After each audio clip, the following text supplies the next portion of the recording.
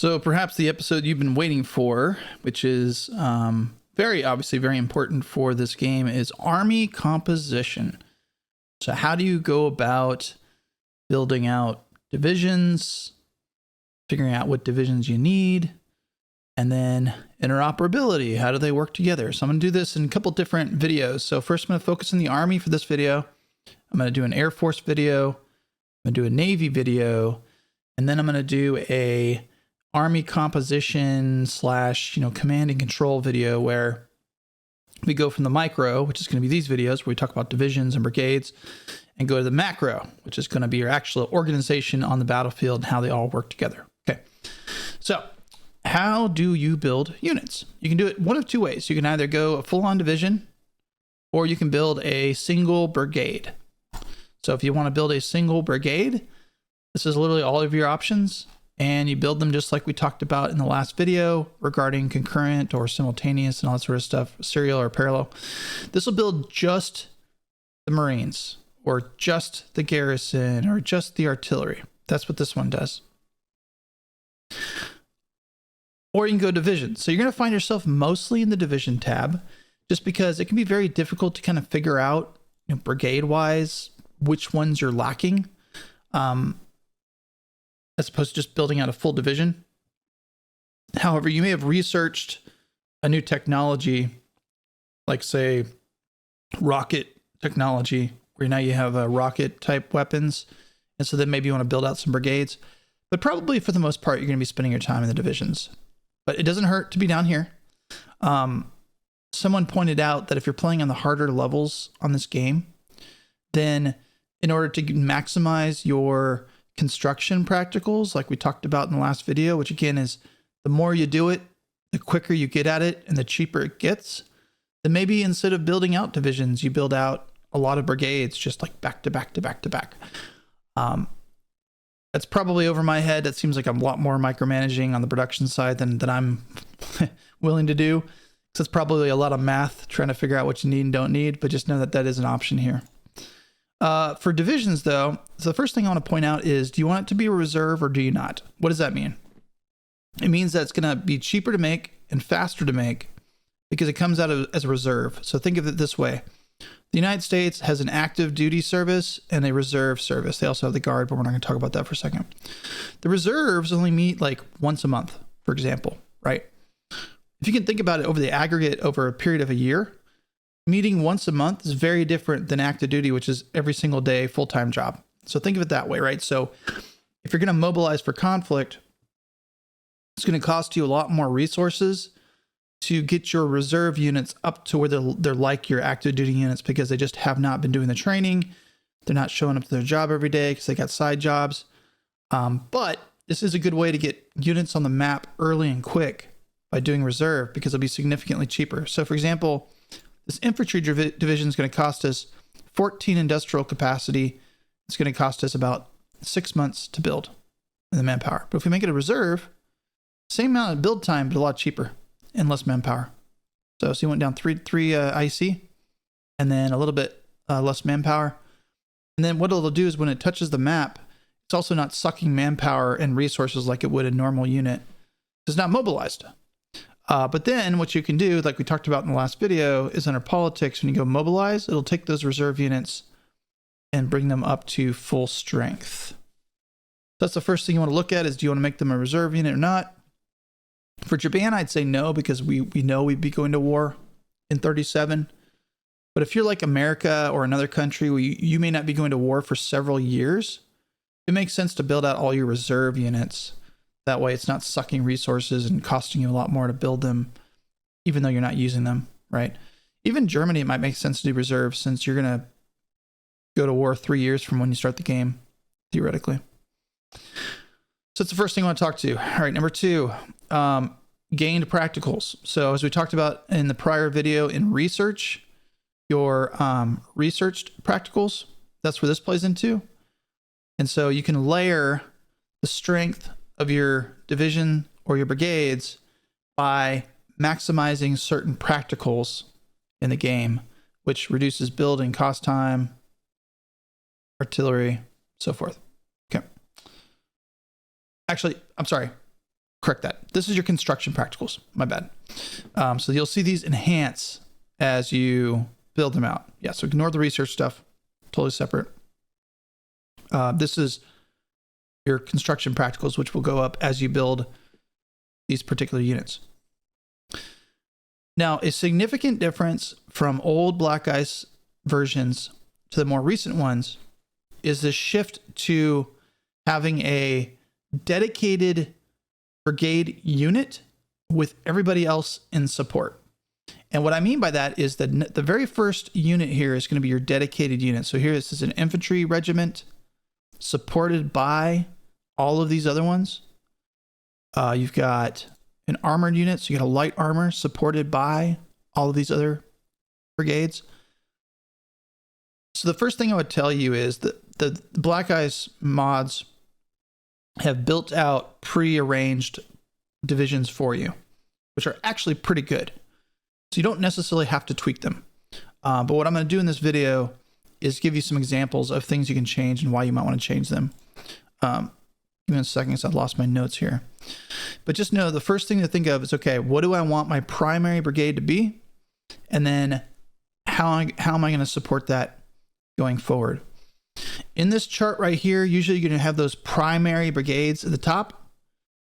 And then you'll get down to I've never quite figured out the colors. If you guys know the colors in the comments section, please comment. I just know that playing the game for a while, I can figure out just looking at it at what point we're dealing with support and brigades. It's really going to be after your militia. Everything down here is all support stuff. Here you're going to have your individual strengths. This will be another tip as to whether it's like a support unit or your primary.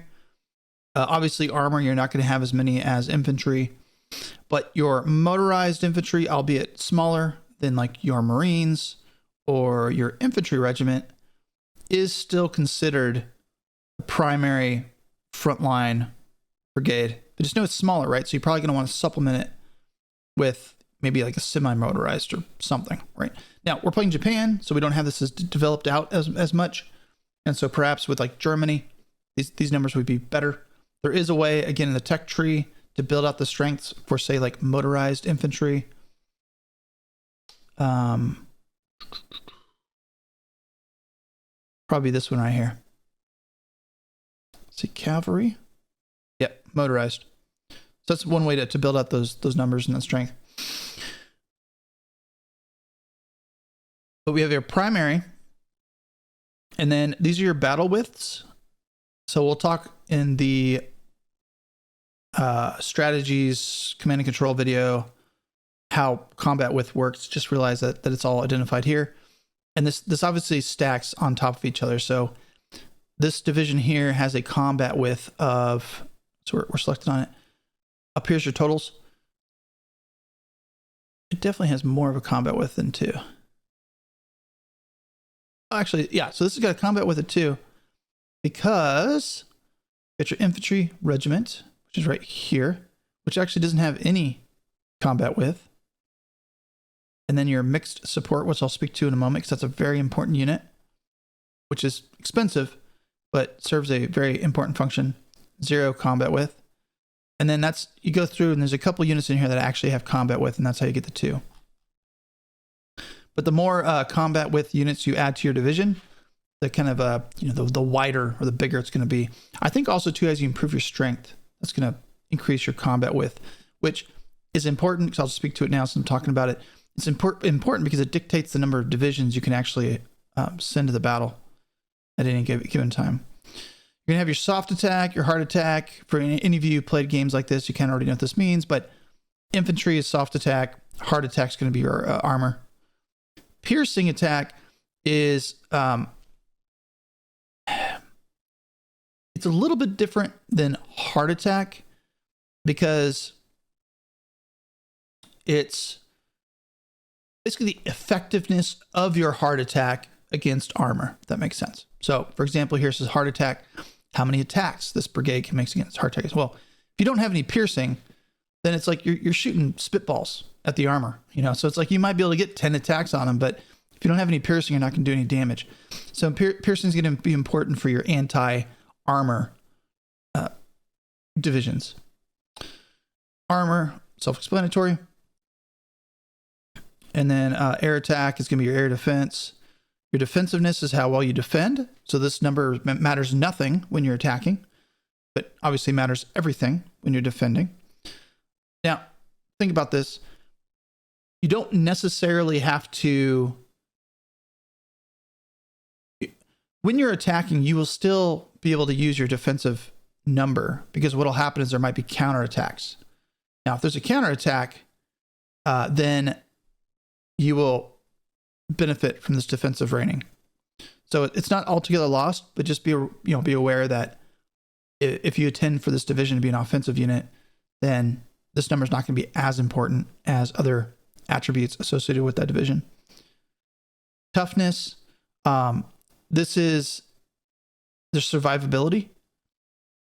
So if they have a very high toughness level, it's going to be difficult for the other side to inflict casualties on them. And then, which is really important for like urban warfare and fortress attacks. Air defense, yeah, obvious. Softness. So it says right there, which again, I love the hovering, right? It says right there, the kind of self-explanatory. Number of soft and hard attacks a brigade can receive. Softer the unit is, obviously the easier it's going to be to break. Your speed, which I'll talk to in a moment in terms of what influences the overall speed for the division beyond just the obvious things. Your suppression is basically your ability to reduce unrest in a province. So we only have like 4 suppression for this massive division. What you're really going to use is your fascist militia, cavalry, because let's see, cavalry's got 7 suppression, and police units. So military police is 9 to do that. So just think of suppression as police activities, law enforcement. Military is not built to be law enforcement. So it makes sense why you would have a massive division like this and yet have very little to no suppression. Just going back really quick here, this is the total size of this division, is just 13,500, and that composes all of these support divisions, which are all added up here. All right, so supply consumption, this dictates how much of this up here it's going to suck down a day. So it's 3.15. And I know a lot of these numbers don't really make a whole lot of sense to you right now. You're like, well, is 3.15 a lot? Is that a little? I don't. Very quickly, as you mess around with your divisions and you see what all the different divisions do as far as supply, you'll realize whether these numbers are high or low. Okay. To put this in perspective, let's take a motorized division, uses 4 supply. Grab your tanks. This one's about 315 supply. But you might be upgrading these light armor from this like rink-a-dink thing to something more modern. But as a result, it sucks down more oil. Here, fuel consumption, maybe it goes up to 7 or 7.5. And some of the supply goes up, right? Because as you improve your units, oftentimes the supply costs are going to go up because they require more specialized tools and equipment and technology and all sort of things. Our Marines, only 2.5 supplies. That's really low, so very cheap, right? So just realize that it will differ depending on your unit composition. But what's really nice with this infantry unit is it doesn't cost us any fuel.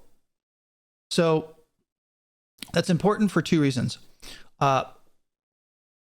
Units that are out of your supply network, let's go down here real quick, can oftentimes still move forward even if they're out of their supply network for a time, right? Eventually they're going to run out of supply and food and whatnot and have to stop and start suffering attrition and negative effects from that. But they can still advance a ways. As soon as your tanks run out of fuel, they're stuck there until the supply network catches up to them and then replenishes them with fuel. So be aware that there is a difference in that respect. All right, and then last but not least, officers, how many officers are going to cost from this pool up here, along with your industrial capacity to build it total, which you don't really need that because this tells you right here. This is more for like your individual, like light armor costs 18 just for this one brigade. So very expensive, right? So we look at this armor division, 33 to build that guy versus your infantry, which is 15. And the manpower cost and total build time. All right. So went through the basics. That's the basics. Now we're going to get into a little bit more complicated stuff. Combined arms. This is huge in this game. And always try and maximize this right here, because this is what's going to dictate the effectiveness of your division. Think of it this way. Division A is in combat. What is more effective for Division A? Having really good infantry, but that's about it. No artillery, no support tanks, no recon, but really good infantry. And then they have to rely on Divisions B and C for support, who they themselves may also be engaged, right? So maybe they can't provide Division A with that support. Or Division A being able to sustain itself in combat. That is what combined arms is, right? And this literally, what's really cool is as they've developed this game out, they've now built it out as if this was like the line of battle. So you have your headquarters, right? Which they would probably be in the rear, but just imagine they're in the rear. So you got your headquarters. And the only way you can activate this tab, by the way, is to have a division headquarters. As soon as you take this out, whoop, 0%. Which makes sense, right? Because how the heck are your artillery going to speak with your infantry or going to coordinate with your mixed support, which is going to be a combination of direct fire, artillery, whatever, if you don't have anyone to kind of quarterback it all, right? So you got to have a division, headquarters in here to do this. So that's tip number one, is try to, as best as possible. Now there's going to be some circumstances where it makes sense not to have a division headquarters. Because say it's a very specialized unit like paratroopers. I think paratroopers, they don't have one. They do. Okay. I don't know if there might be,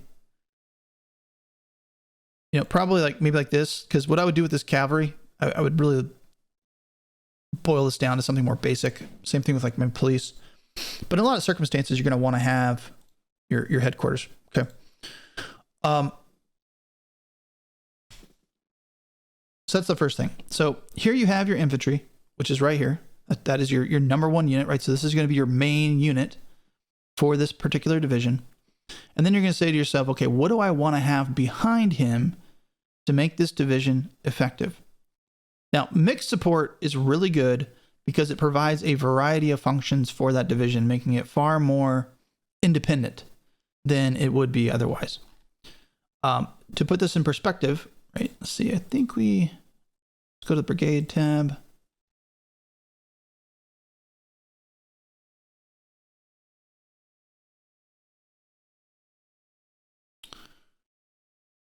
I thought there was somewhere on here I could show you what exactly a mixed brigade is.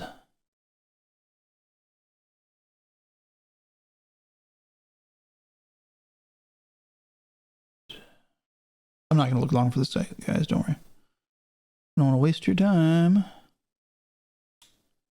All right. Well, anyways. Just know this mixed support is literally mixed support. It's got a little bit of everything to kind of deal with any situation. You take this puppy out of here, and this goes down to 38%, even with all this stuff in here. And I think if we put like an armored car, it doesn't go up. Even though an armored car provides us a little bit of armor to this division, it doesn't matter. So that mixed support is pretty important. It is expensive though. So as you can see here, it's 2,000 dudes, and it's just by itself. So this is 12, and by itself is almost 3, right? Just for that one brigade. But it doesn't boost your combined thing. And I think, like, let's see here what it takes out. So you lose. Oh, this is what I was looking for. Duh. Mixed support units can add general utility or certain special abilities to a division to make it useful in different roles. And then you can boost this further through tech upgrades, which is what I was looking for. So you get your mixed support here. So that's this guy right here. You have artillery, which is this dude here. Then you have an engineer, you have recon cavalry, and a transport. This is your division, all supporting your infantry. So what do these do? Well, your artillery is going to give you some additional soft attack, right? 16 to be specific, so very high, as opposed to your infantry, which just by themselves is 21, and then you get the 16 from your artillery. That's how you get up close to this, 51 number already. Again, versatility from your mech support. Your engineer is, I wouldn't say this is a controversial unit. It's very useful, but useful in certain circumstances. So they're very good for counterattack bonuses. They're very good for movement speed. And they're fantastic and perfect for fort attacks. Because just think, like, they're like the CBs, right? They're the combat, the Army combat guys who go and build roads and fix up tanks and all that sort of thing. But certain units, you may not need them. So don't discount them. I would look at them as like mixed support where like you'd like to have them, but you only get 7 slots. So there might be circumstances where you want to swap them out. All right. Your recon cavalry and similar and the like. So armored vehicle, recon, cavalry, motorized or motorcycle recon attachment. These increase your speed, the overall speed of the division, and they give you a little bit of suppression. But the primary reason you have them there is for speed. They enhance your speed of your unit. I don't know. The armored car gives you good toughness, but other than that, they give you a little bit of soft attack. But really, you've got them there for the speed. Particularly the motorcycle gives you plus 10 combat or KPH rather. And then your horse transport or civilian transport or trucks, once you unlock them, they provide the supply throughput to your unit. So think of it this way. If you have trucks on your armor, which is what you want to do because you want your supply unit to be able to keep up with your primary unit. So we have infantry, so we only need a horse, right? But if we had mechanized infantry, so they're riding on trucks, then we probably want at least civilian transport to keep up with them. As they move forward along the front and conquer more and more territory, your transports are keeping up with that division and therefore keeping them supplied and making those conquered provinces green sooner rather than later, which again, green is your supply throughput. So very important, particularly if you're on the offensive, for supplying your units. So that's what that is down there. And then we already talked about it. Your division headquarters ensures that you get this combined arms bonus. It's a game changer. You really need combined arms bonus wherever possible for your combat units. That's all I'll say on that. Okay.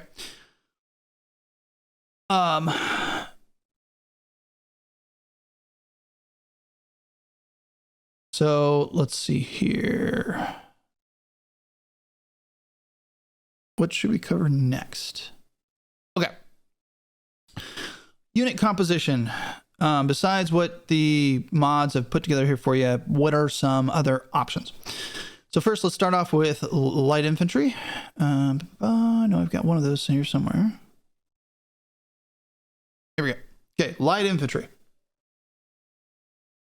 Very good for hills, mountains, dense forests. That's what these guys they're going to excel at. As you can see, for the Japanese, they have specialized light infantry. So that's like their core unit. And it makes sense because if you look at the terrain for China, and then really for any of the islands that you attack, if you're not using your Marines, you want to use your light infantry because of the terrain. So they have specialized light infantry. But again, they're going to get torched in the open field. You don't want to be probably using light infantry in Europe, for example, because there's a lot of flat land and all that sort of stuff.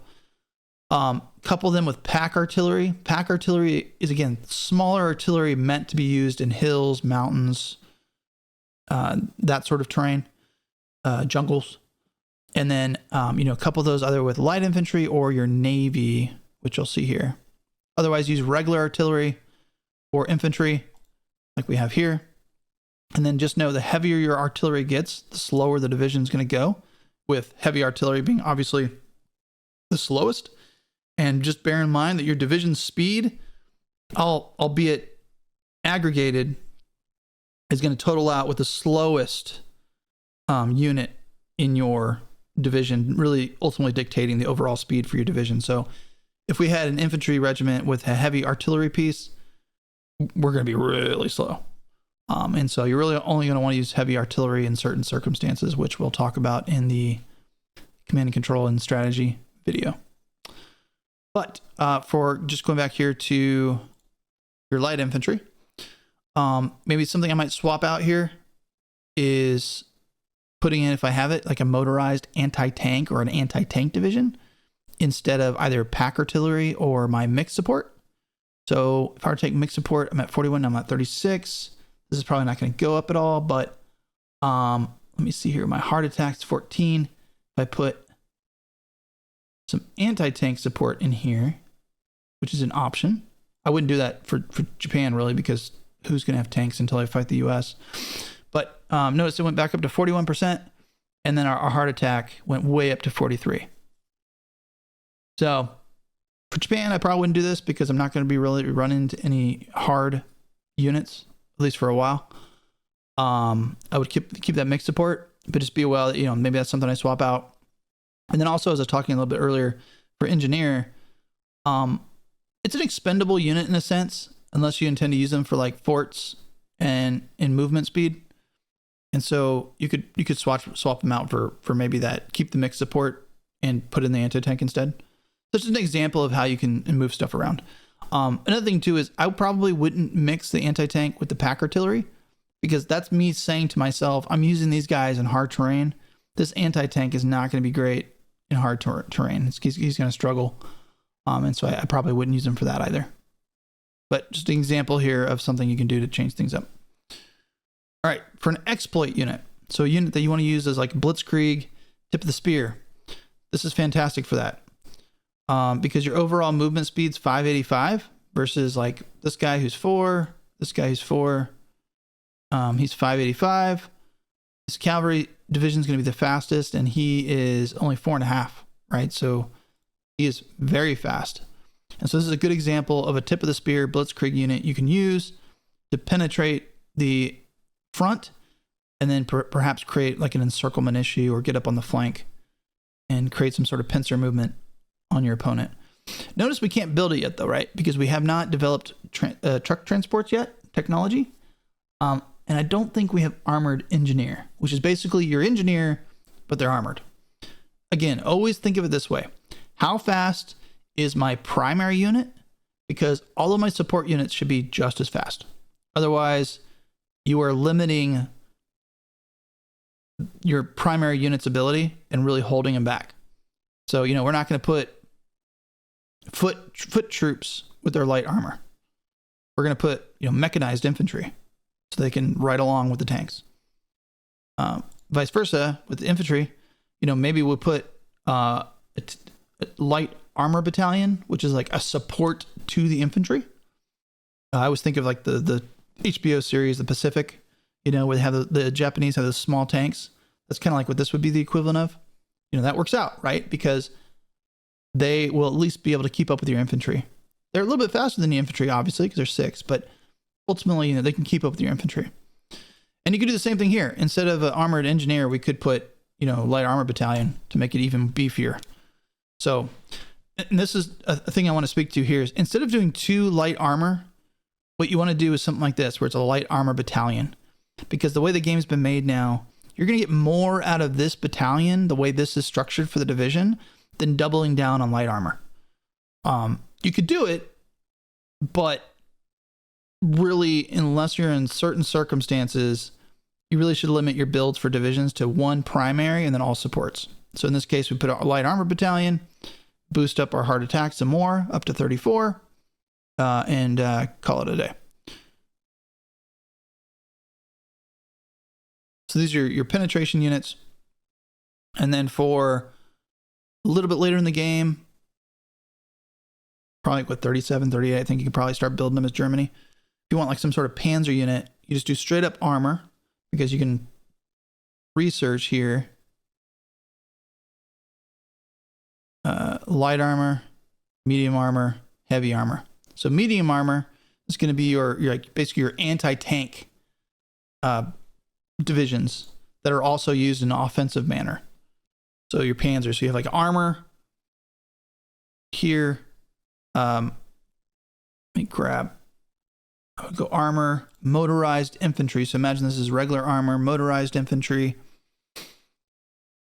A motorized anti-tank would be good because again, this is like a tank-to-tank unit. So we go anti-tank, actually tank destroyer. This is the guy. So the way you can tell too is, so anti-tank is think like, you know, your artillery that is anti-tank. And if you look at the speed difference, 6 and 6, but this is going to be your, as you develop these in tech, it'll make a big difference. But that is funny. So tech-wise, right now, Japanese anti-tank's better than tank destroyer, but I promise you that'll change very quickly. But let's just go say anti-tank because he can keep up with our light, our normal tank, right? Say our normal tank's like 5 instead of 6. And then armored car, truck, and then division command. Okay, so this is a good example. Imagine, you know, let me take that out. Armor, a good kind of armor unit that's both offensive and defensive, targeting harder targets. All right, paratroopers. These guys are fun. I like this build out right here. This is a good example of, you know, something I probably wouldn't change much. Although you got to research, you know, the technology. We don't have air landing infantry, for example. This is a good example, and this is a total of 10,000 troops. So fairly robust to drop behind enemy lines and survive. We talked about infantry. Okay, let me pause the video real quick and get caught up on my notes, and I'll be right back. Okay, so before I pivot here in a moment, there's one thing I want to cover that I skipped over inadvertently. With regards to your infantry, you've got really 3 different categories. You have infantry, you have mechanized infantry, which can be semi-mechanized or fully mechanized, then you have motorized infantry. So just think of it like, so with motorized here, these guys are just beefier. Just imagine them being in like heavier armored type protection vehicles, the motorized, versus mechanized being, yeah, they're on 4 wheels, but perhaps those vehicles don't provide as much protection. So just notice that there is a difference, and you can tech up those and then kind of go with it accordingly. I don't want to speak too much on the specifics of those because depending on the country you play, you're going to have different modifiers that really drive whether they're worth it or not. And all I can say is just compare them and compare your tech tree and see if it's something worth going after. One thing that somebody made a good point on is for semi-infantry, they're a cheaper mobile unit that's really good for the semi-motorized for trailing the panzers. So providing like a reserve support and then kind of using them to plug holes and go after certain things that the panzers need support on. Versus your motorized is going to be more like your spearhead infantry unit that isn't trailing your tanks, if that makes sense.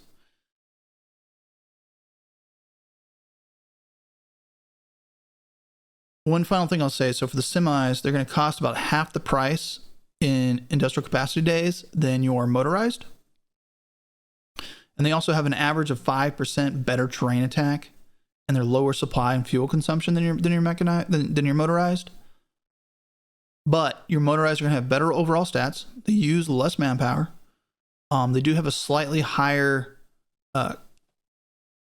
combined arms bonus. They're faster, but just realize that their speed might be limited if you get support units that can't keep up with them, right? So that might drive whether they're worth it for you yet, because you might not be able to build out the division you want because you don't have the tech upgraded yet, say motorized engineers, for example. And it's possible even your motorized engineers aren't fast enough to keep up with your motorized. So just realize that there's a difference between just your standard infantry, your mechanized, and your motorized. And the same thing goes for some of your other supports, like motorized engineer versus potentially mechanized. I'm not sure if there's a mechanized engineer, but there's some of the other ones. There's mechanized and motorized for the supports as well.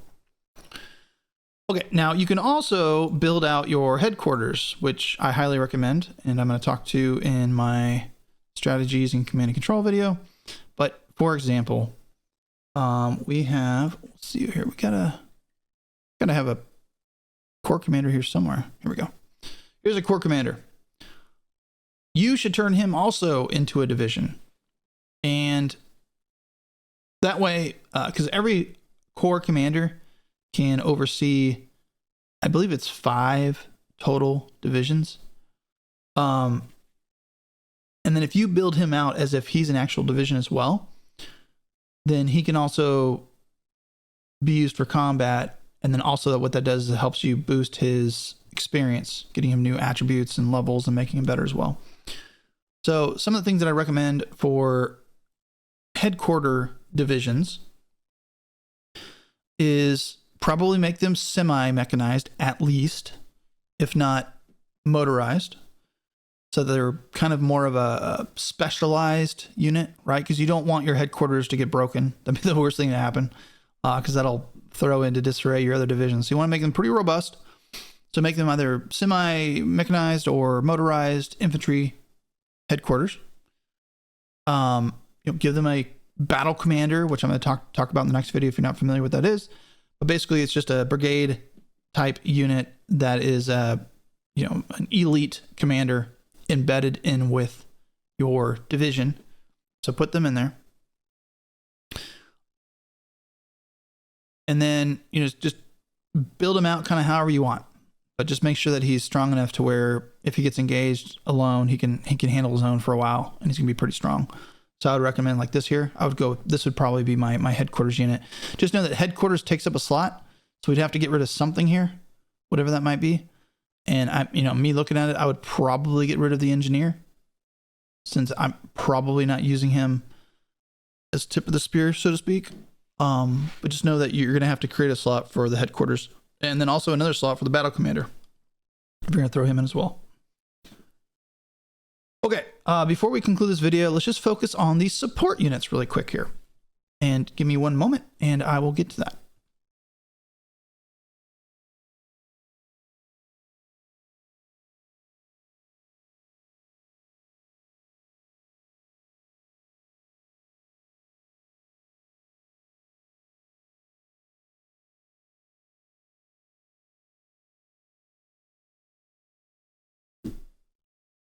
Okay, so we're going to let's talk about the armor supports. They add a great combined armor bonus, unless it's an armor car and you already have other armor in there. But they definitely boost your armor. So think about it this way. You've got infantry in a division. What are they lacking? They're lacking armor and hard attack. You put an armor in there, boom. Now all of a sudden they have armor to rely on. So any kind of armor is going to be good for like your infantry and vice versa. Any sort of like mechanized infantry for your armor is going to be good. So just think yin to your yang. That's going to boost your combined arms, which again, you're not going to get a benefit of unless you have a division headquarters. Which also is nice too, because it used to be you could only have 6 unless you teched up to 7. But now I think they realized, well, this is almost like a necessity at this point in this game. So now it's basically still 6, but they opened it up to 7 so you could put this division headquarters in there. There's no extra combat with like your armor battalion. So like here, so you can add 1,000 personnel and tank with no increased armor width, while at the same time getting that bonus to the command width.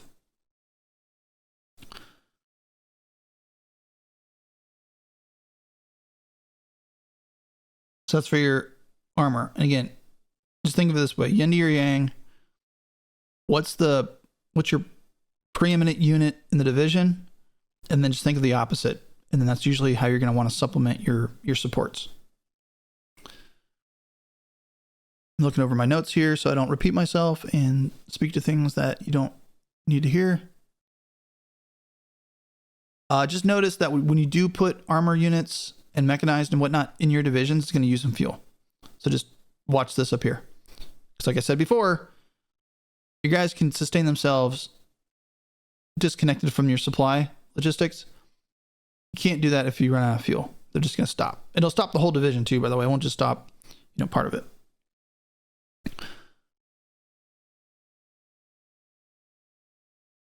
I spoke a little bit to artillery, but just realized, so mixed support has some artillery in it.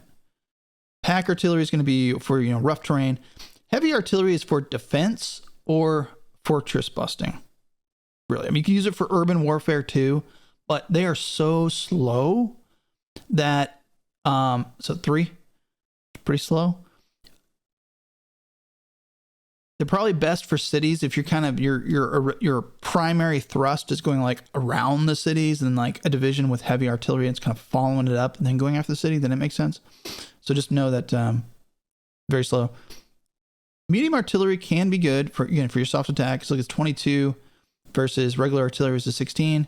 But you also get some hard attack too.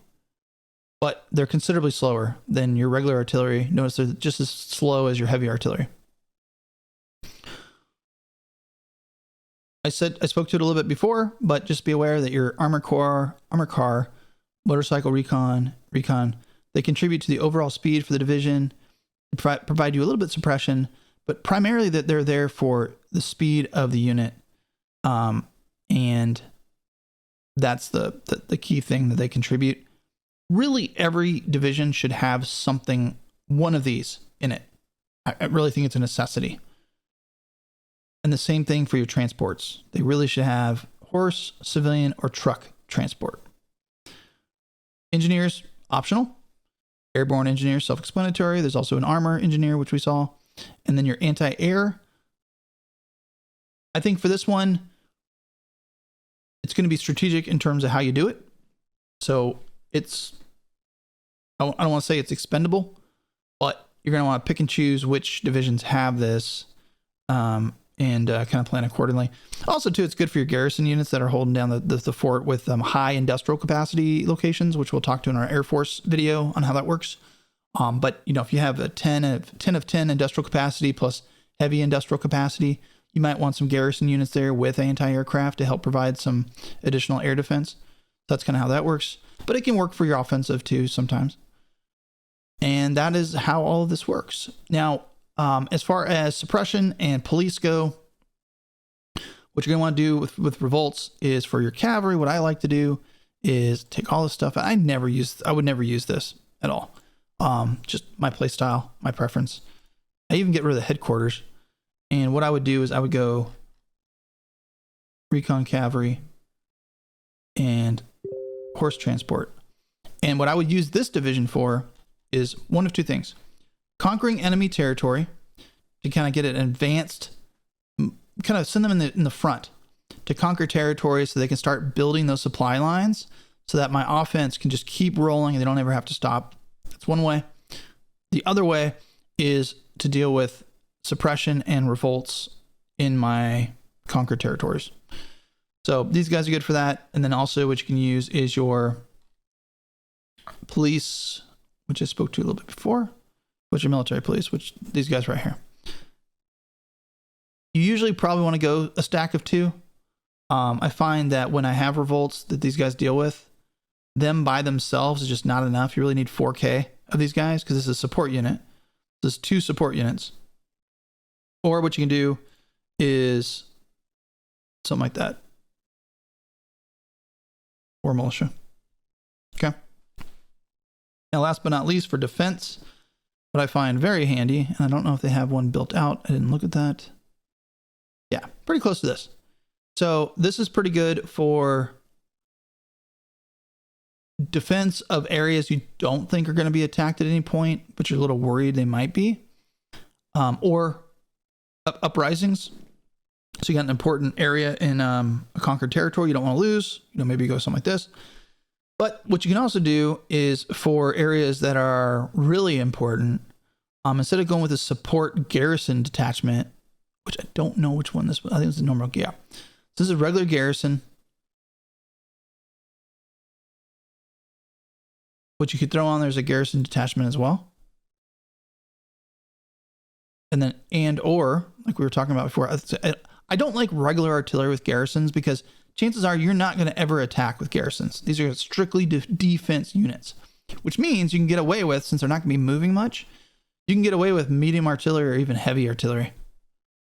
So heavy artillery, again, very big on the soft attack, even gives you, hard attack.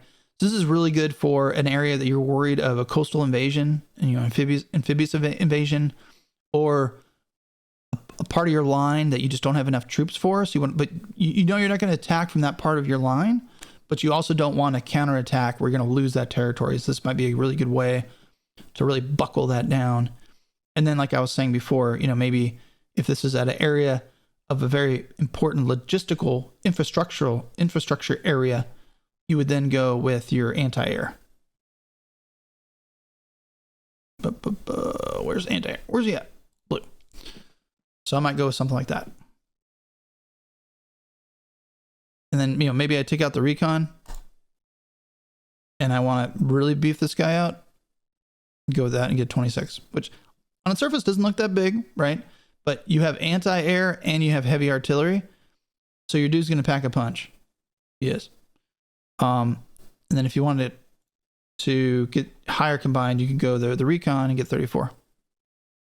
So different ways to play with it. I'm not going to tell you how to do it. It's really whatever your play style is. Just realize, again, as long as you remember the basic point of yin to the yang and combined arms, you'll be okay. If it's armor as your primary, you want infantry as your support. And, you can put in a little bit of also artillery support like we did, right? We put in a light armor battalion here. You can do the same thing for infantry. You can put in, an infantry battalion, basically, right? And then think of the use with which you want to use them, which is important. So Marines, obvious, right? They're amphibious. You can use them for that. You're light, or you're going to be using in mountains and hills. You can build mountain units under special forces. You got paratroopers, but you got mountain. Where's the mountain guys? We build them. Desert, jungle, mountain, right? One thing I forgot to mention, you get commandos, so you can even put those in your unit. They're great for fort busting. And speaking of which, and this is the last thing I'm going to speak to before we conclude this video, let's talk to fort busting really quick. Okay, so how do you fort bust? What would be a good example of forts? Right here. He's got some forts here. He's also got a pillbox. This is probably not accurate. This might be even higher than this. But basically, that's going to create some trouble for us when we attack. And so how do we maximize our ability of taking that out? If you look here, which unfortunately in the build screen, you can't see it. You have to actually have a unit built to see it. But if like you go to infantry tank and scroll down, fort attack is plus 70%. That's really high. Okay. It's different though than your urban attack. So just be aware that your urban attack's different. So he's only got a 40%, which is, again, he's a plus 40% modifier. All right, cool. It's not negative like amphibious, but plus 40% on cities, but 70% on forts. And so that's what you're looking for, is building out divisions that are specific to fort busting. You also have generals that have fort busting as well as a trait, and you want them to be your division commander. And then preferably if you have, two fort busting commanders, maybe have another one higher up in the chain of command so you can layer those effects, because that's what happens. You layer. So here's a fort buster. He's only a level 1, so you only get a plus 7% to fort attack. But if this guy was like a level 3, that fort busting would probably be a little bit higher, I believe. It's possible these traits in and of themselves have to go up, and his level doesn't matter. But just know that you want a fort buster, division commander, and then preferably, commander above him who's also a fort buster to layer those effects, and then build out those divisions with units that have fortress busting, fortress attacking capabilities. So a good illustration of that might be, and this is according to the forums, this is where I got this one from. You want fort attack, like I showed you when I went and looked at that unit. Let's say, so it wasn't him. Oh, well, he's here, right? So let's just look at him. So you want fort attack, which he's 5%, so he's very weak, right? Although notice his urban attack's 25%. You want soft attack, so as high of a soft attack as you can, as high of a hard attack as you can. Again, for your division, this is for your divisions, and then your toughness. And typically, what's going to be your best division for a fort busting unit is a mechanized or motorized infantry unit, and if you're Germany, preferably like an SS type unit with heavy armor.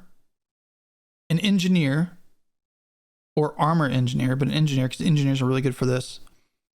Heavy artillery, a special forces unit, like a commando. Commandos are fantastic for fort busting. A battle commander, which is what I was talking about. It's that brigade style commander that you put in a division who brings this like elite leadership style to that division. And then you could swap out your heavy artillery for a rail gun. So like Germany has these like railway guns that you can use. And that tends to be the best composition of an overall fort attack division. Later in the game, if you have assault guns, that works great. But heavy artillery can be great, and then swap those out with your train or, was it railway guns or whatnot. But unfortunately, there's no way to really tell in the production tab which one of these guys has the best fort attacking. You just got to have them on the battlefield and then look at them. But cause I tried looking at a brigade, didn't show me. So, all right. So I apologize. These videos have been long, but there's a lot in the game to cover, and I'm trying to do it in the most detail oriented way possible, so that you feel like you really have a grasp and understanding the game. If you have any questions or things that are just confusing, please leave them in the comments section. I'm happy to readdress them.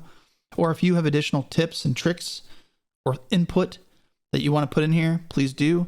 There's tons of information on the Paradox forums. I highly recommend you go there and read up on things. If you found this informative, please like the video. If you haven't already, please subscribe. I'm trying to put up more tutorials as we go forward. And my brother does very different content, and so you might find his stuff interesting. But with that, I will see you in the next video, which will be probably Air Force.